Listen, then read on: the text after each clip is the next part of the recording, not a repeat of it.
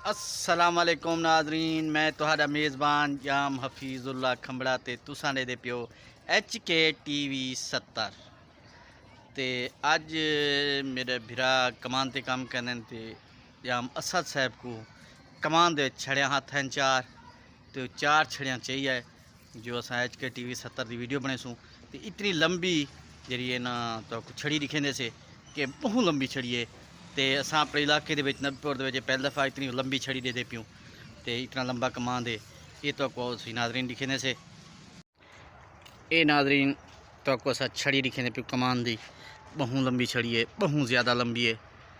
जिते तक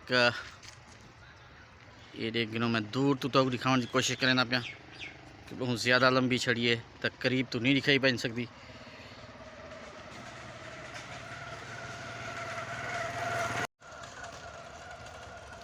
ये सी शज़ेब अहमद साहब एक का नाम बड़ा मुश्किल नाल पकड़ी खड़े हैं, असद साहब त्रै गन्ने पकड़ी खड़े हैं।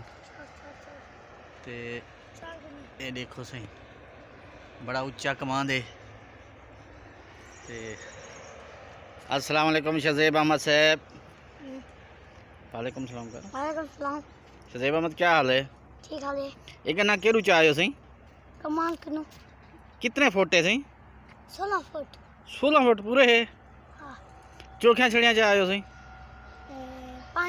5 छड़ियाँ। अस्सलाम वालेकुम। वालेकुम सलाम। असद साहब छड़ियाँ कितों लाभ हो सही? एसी कमान विचों कहदा कमान था सही? एसी रैस कयूम दा। रैस कयूम दा केड़ी जगह ते है? एसी तकरीबन चक पंजाब च।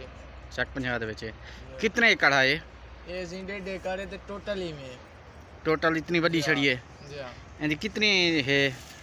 तकरीबन एकड़ इंदा तकरीबन थी वैसे 1500-1300 मन। नहीं ये छड़े दी कितनी फुट? 16 फुट। 16 फुट पूरे गिनती कितने वे? जी हां। टोटल कमान दी टोटल पूरा एकड़ है कितना है? 1.5 एकड़ CP 77। CP 77। CP 77। CP 77। जी हां।